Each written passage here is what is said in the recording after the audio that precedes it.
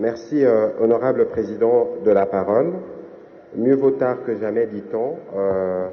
Il faut saluer le travail que la CENI a pu abattre parce que vous savez, honorable président, l'organisation des élections est plus complexifiée par nous que par l'organe technique qui se retrouve à gérer nos passions. Je considère que ces débats, à mon avis, est un débat qui est un peu déjà dépassé parce que nous sommes à 3 ans de la tenue des scrutins passés et nous sommes à 2 ans des élections que nous voulons les meilleures de toutes celles que nous avons connues dans l'histoire de notre pays. Honorable Président, pour y arriver, il faut faire de la planification parce que dans les cadres de travaux que nous avons fait dans le G13, on a remarqué par exemple que pour l'exercice, les processus 2011 et 2018, on a dépensé plus d'1 milliard pour l'opération d'enrôlement de la constitution du fichier dans un pays où depuis 1984, on n'a pas fait un seul recensement. Alors, j'entends dire de gens qui disent qu'il faut sacrifier les élections pour faire les développements.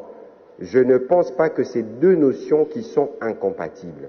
Aujourd'hui, si nous voulons, dans le cadre justement du combat que nous avons porté pour le changement, faire une très bonne planification des élections, elles coûteront moins.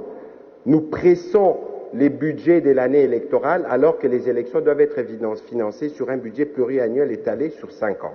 Donc, honorable président, il serait souhaitable que la CENI, qui est l'organe technique qui doit appuyer les gouvernements dans ces domaines, puisse être en mesure de nous faire des plans et des propositions concrètes.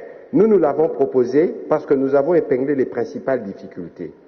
Les financements, aujourd'hui il existe, je présume, parce que nous l'avions recommandé, une caisse où mensuellement le gouvernement dépose l'argent pour la CENI. En dehors de la question du financement, honorable président, nous devons lever une option. Est-ce que nous devons faire la révision de la Constitution pour régler la question de 2 tours ou pas?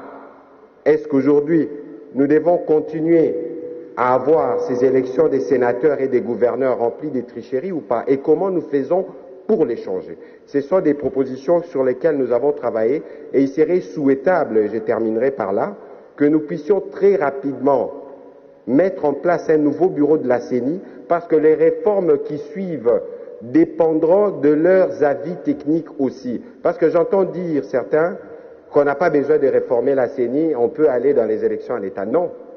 Les réformes ici ne doivent pas être considérées comme si tout était mauvais, mais c'est une remise en question pour être plus efficace et pour formaliser notamment le processus de désignation des différents membres qui viennent des confessions religieuses et des autres composantes. Voilà, Monsieur le Président, ma contribution à ces débats. Merci.